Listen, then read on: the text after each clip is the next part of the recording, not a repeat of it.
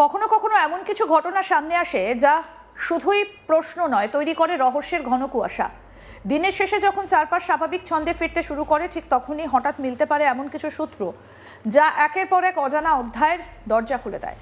পরিচয়ের প্রমাণ, আর্থিক লেনদেনের তথ্য, সরকারি নথি, সাধারণ মানুষের জীবনের সঙ্গে ওতপ্রোতভাবে জড়িয়ে থাকা এমন গুরুত্বপূর্ণ কাগজপত্র যদি একসঙ্গে উদ্ধার হয় কোনো অপ্রত্যাশিত জায়গা থেকে, তাহলে স্বাভাবিকভাবেই ওঠে একাধিক প্রশ্ন। কার নথি, কিভাবে সেখানে পৌঁছলো, আর এর পেছনে কি শুধুই অসাবধানতা, নাকি লুকিয়ে রয়েছে অন্য কোনো গল্প? সেই রহস্যেরই কিনারা করতে নেমেছে পুলিশ। সম্প্রতি একটা চায়ের দোকান থেকে এমন কিছু গুরুত্বপূর্ণ ডকুমেন্ট উদ্ধার হয়েছে যা নিয়ে শোরগোল পড়ে গিয়েছে।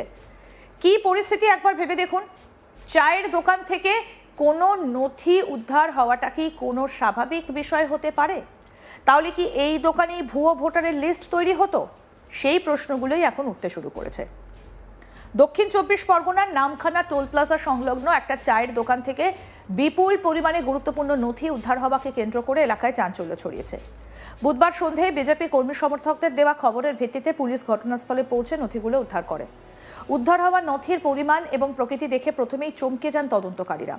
কারণ সাধারণত এত বিপুল সংখ্যক সরকারি এবং আর্থিক নথি একসঙ্গে কোনো চায়ের দোকানে পাওয়া যাওয়ার ঘটনা অত্যন্ত বিরল।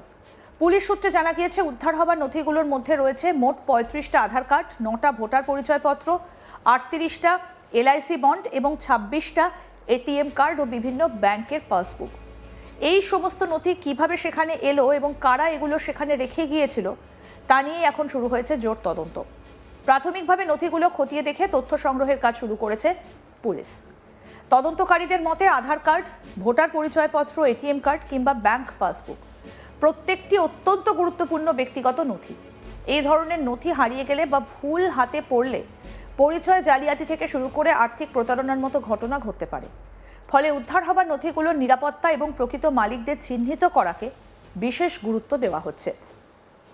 পুলিশের প্রাথমিক অনুমান, নথিগুলো কোনোভাবে একত্রিত হয়ে ওই দোকানে পৌঁছেছে। তবে এর পেছনে কোনো অসাধু চক্রের যোগ রয়েছে কিনা সেটাও খতিয়ে দেখা হচ্ছে।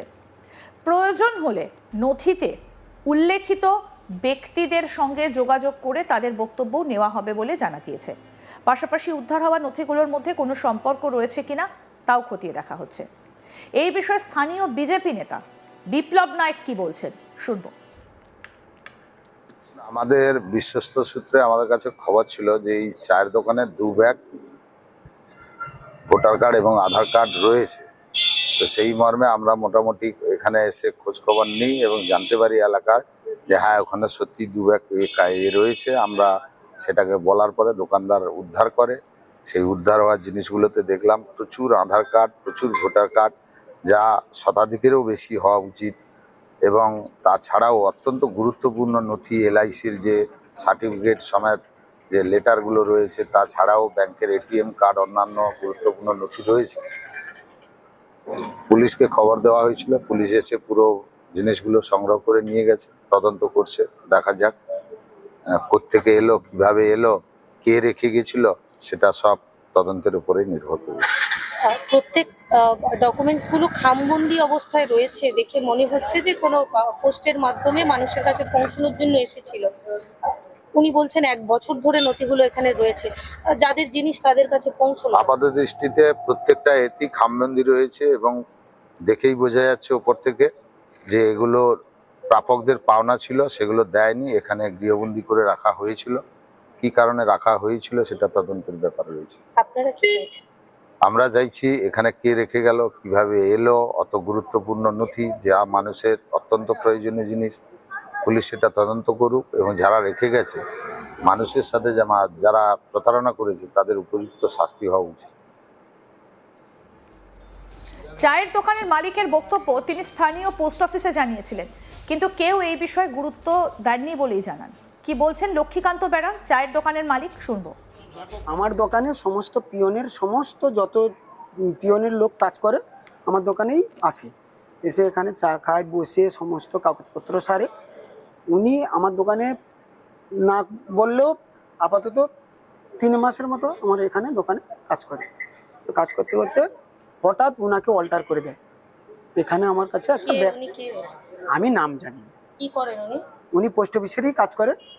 উনি একটা ব্যাগ আমার কাছে রেখে দিয়ে পরে ফোন করে উনি বলছে যে আমার একটা ব্যাগ দাদা আপনার কাছে থেকে গেছে, আমি পরক্ষণে আমি ওখানে বাড়িতে গেলে, ছুটিতে বাড়িতে গেলে আমি তোমার ওই ব্যাগটা নিয়ে আমি সবার জিনিসপত্র আছে ওখানে, আপনি ওই ব্যাগটাকে গুছিয়ে রাখুন, আমি দিয়ে আসবো। এটা কতদিন আগে রেখে গেছে? 1 বছর। মানুষের এত গুরুত্বপূর্ণ নথি, কিছুদিন আগে ইলেকশন গেল, প্রচুর মানুষের ভোটার কার্ড ছিল তো, হ্যাঁ। এই 1 বছর ধরে আপনার কাছে পড়ে আছে, আপনি ব্যাগগুলো আপনার পাশেই তো থানা, জমা করেননি কেন? না, এবার আমি পোস্ট অফিসের লোককে জানিয়েছি, পোস্ট অফিসের জিনিস আমি পোস্ট অফিসের লোককে জানিয়েছি। তা তো তিনারা বলছে যে উনি আসবে, উনি এলে উনি তার এটাই করবে। আপনার মনে হলো না এত গুরুত্বপূর্ণ নথি 1 বছর ধরে আছে? হ্যাঁ, থানাতে আমি একবার আমি জানাই? পোস্ট অফিসের লোককে জানিয়েছি, আমি বারবার বলছি যে আমি পোস্ট অফিসের লোককে জানিয়েছি, পোস্ট অফিসের জিনিস পোস্ট অফিসের লোককে জানিয়েছি।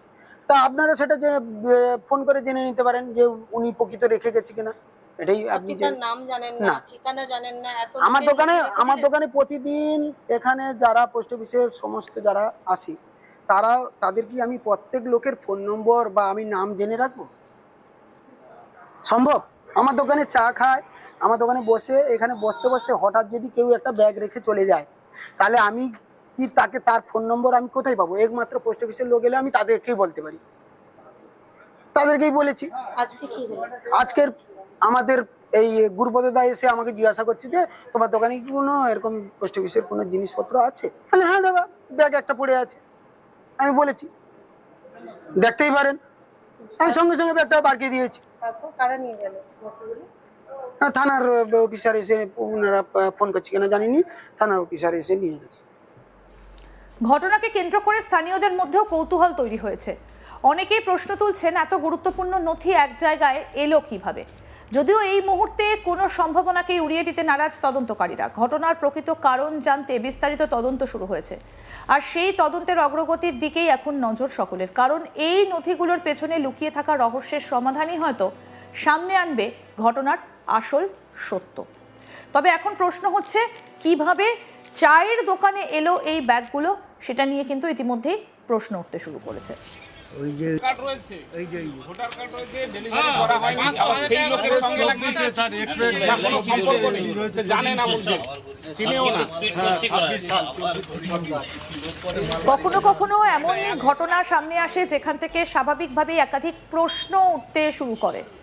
অপ্রত্যাশিতভাবে উদ্ধার হয়েছে চায়ের দোকান থেকে এই ভোটার পরিচয়পত্র সহ বহু গুরুত্বপূর্ণ নথি।